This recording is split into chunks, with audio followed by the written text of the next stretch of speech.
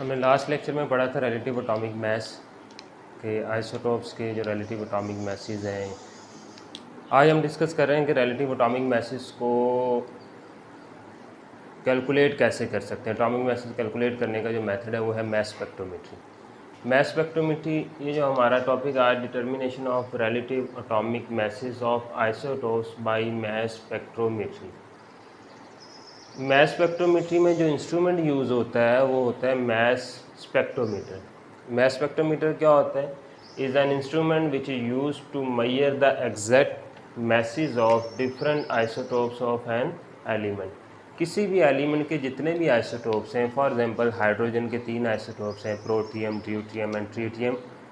Carbon के 3 isotopes हैं। तो जो आइसोटोप्स के जो मैसेज हैं उसको कैलकुलेट करने के लिए जो इंस्ट्रूमेंट यूज़ किया जाता है वो होता है मास स्पेक्ट्रोमीटर। अब इसका मेथड क्या है? जब भी हम एग्जैक्ट मैसेज फाइंड करना चाहें तो जो भी सब्सटेंस है, फॉर एग्जांपल हाइड्रोजन है या एट्सेट्रा, जो भी सब्सटेंस है या कोई सॉलिड सब्सटेंस है, जो भी सब्सटेंस है उसको वोलेटिलाइज करेंगे। वोलेटिलाइज करने के बाद उसके ऊपर high energy beam of electron fall करेंगे। जब high energy beam of electron उसके ऊपर फॉल करेंगे तो वो जो सब्सटेंस है वो आयनाइज हो जाएगा। फिर जो आयनाइज होगा वो गैसेस पॉजिटिव आयंस होंगे आयनाइजेशन के बाद।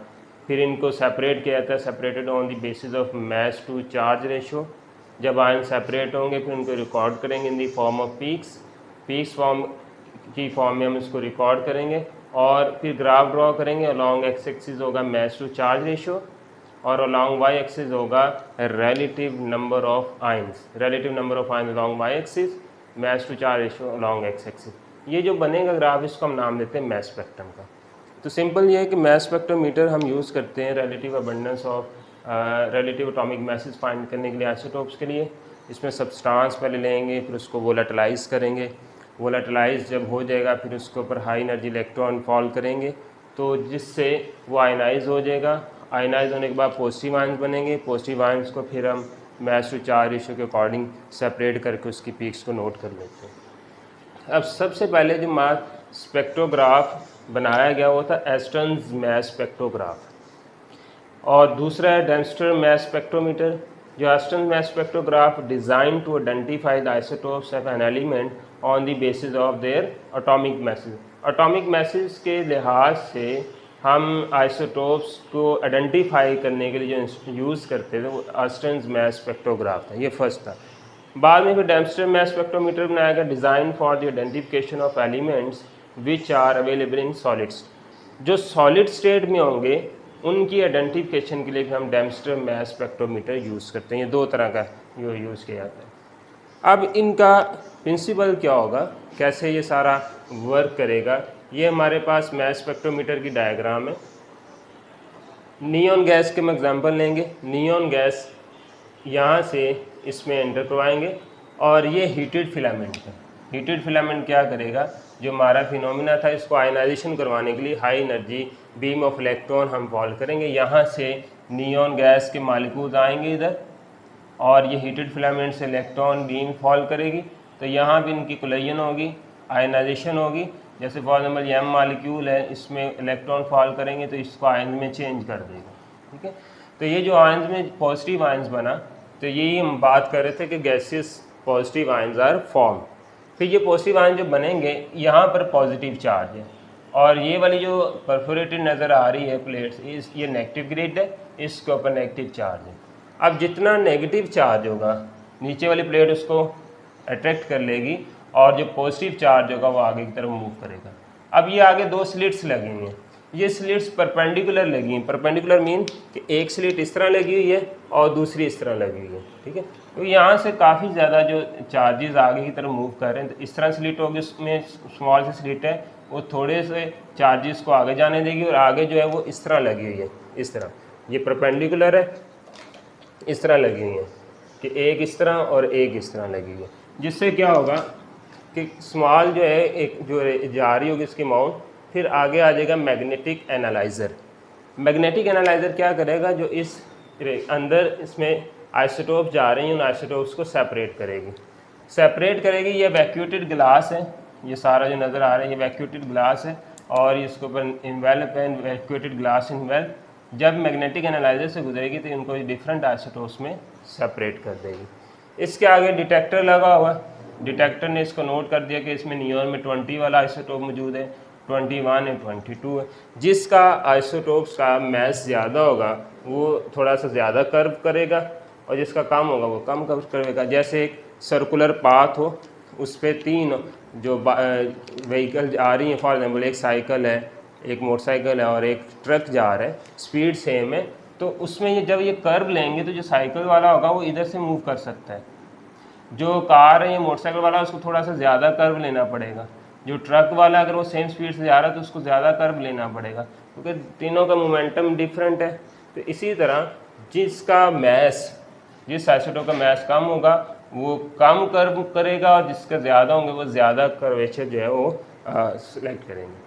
अब इसमें ये जो डायग्राम है इसमें सबसे पहले सब्सटेंस को वेपर स्टेट में लेके आए ये स्टार्ट में, और इसके अंदर जो प्रेशर रखेंगे वो 10⁻⁻6 से 10⁻⁷ टॉर होगा, लो प्रेशर होगा। और फास्ट मूविंग इलेक्ट्रॉन, यहाँ से इसको फास्ट मूविंग इलेक्ट्रॉन मिलेंगे आयनाइजेशन चैम्बर में, तो क्या होगा, positively charge ions have different masses form हो जाएंगे, different mass to charge ratio के जो पॉजिटिव आयंस है वो इधर फॉर्मेशन हो जाएंगे।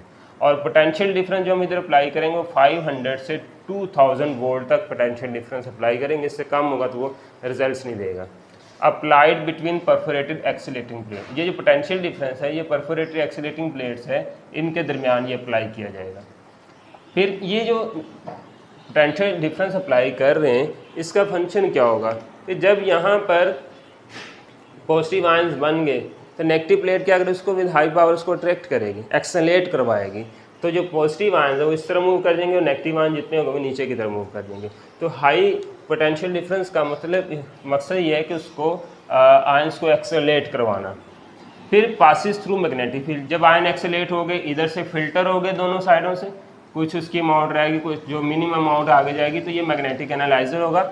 मैग्नेटिक एनालाइजर क्या करेगा, make ions to pass through magnetic analyser make ions to move in circular path, वो उनको सर्कुलर पाथ में मूव करवाएगा। और जो आयंस होंगे ज़ाहिर है सिंगल आयन तो नहीं होगा, आयंस ग्रुप्स की फॉर्म में मूव करेंगे। फॉर एग्जाम्पल 10 का ग्रुप्स हो सकता है, 100 का ग्रुप हो सकता है, 1000 का ग्रुप हो सकता है, जितने आइसोटोप्स की नंबर्स होंगे उस तरह के वो ग्रुप्स की फॉर्म में मूव करेगी। और फिर फॉल ऑन इलेक्ट्रोमीटर, जिसको आयन कलेक्टर भी कहते हैं, इधर से भी आयन कलेक्टर या इलेक्ट्रोमीटर के ऊपर ये फॉल करेंगे और आगे हमें जो स्पेक्ट्रम है वो डिटेक्टर में ये हमें स्पेक्ट्रम शो हो जाएगा।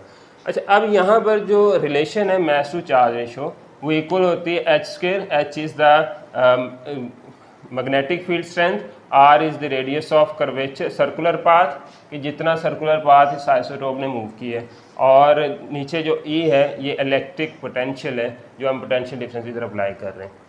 अब अगर E इज़ इंक्रीजेज, अगर हम E को इंक्रीज़ कर दें, इलेक्ट्रिक पोटेंशियल को H कांस्टेंट रखें, तब R जो है उसका इंक्रीज़ किया जा सकता है। मतलब कि ये जो इसका इधर आइसोटोप गिर रहा है, अगर हम उसका पोटेंशियल बढ़ा दें 500 से बढ़ाकर 7015 कर दें, तो जो आइसोटोप इधर गिर रहा है तो वो इधर की बजाय थोड़ा सा आगे की तरफ मूव कर सकता है। तो radius of curvature circular path of isotopes को इंक्रीज़ करने के लिए हम जो इलेक्ट्रिक पोटेंशियल इंक्रीज़ कर सकते हैं, और यही फिनोमेना उसका रेडियस ऑफ कर्वेचर बढ़ाने के लिए हम उसका जो मैग्नेटिक फील्ड स्ट्रेंथ है वो भी अगर चेंज करेंगे, इंक्रीज़ करेंगे, तो उसमें भी हमें ये रिजल्ट शो होंगे। अब जब ये इधर कलेक्ट होगा तो फिर यहाँ पर setup minute electric current, minute बिल्कुल मतलब माइन्यूट सा इलेक्ट्रिक करंट इधर डेवलप होगा। उसके बाद जब ये सारा एक्सपेरिमेंट आप कर चुके हो कि ये नियॉन गैस आई, फिर इधर आयनाइज करवाया, इधर एक्सेलरेट करवाया, इधर फिल्टर करवाया, मैग्नेटिक एनालाइजर ने उसको डिफरेंट आइसोटोप्स के मैसेज के लिहाज से उसको सेपरेट किया, फिर आगे माइन्यूट करंट जो है वो इंड्यूस हुआ। ये सारा एक्सपेरिमेंट करने के बाद फिर आपने सेम एक्सपेरिमेंट रिपीट करना है विद कार्बन 12। कार्बन 12 के साथ जब एक्सपेरिमेंट रिपीट करेंगे इसको कंपेयर करवाने के लिए, क्योंकि जब हम कंपैरिजन करवाएंगे तो हमें ज़्यादा बेटर रिजल्ट्स शो होंगे कि कौन सा रिजल्ट सही है कौन सा नहीं। तो कार्बन 12 के साथ सेम रिजल्ट जो है वो सेम एक्सपेरिमेंट सारा हम रिपीट करेंगे। इसका क्या होगा, comparison allows to measure exact masses of number of isotope, हमें कंपैरिजन से एग्जैक्ट मैसेज जो है वो हमें मिल जाते हैं, इसलिए हम इसका कंपैरिजन करवाते हैं।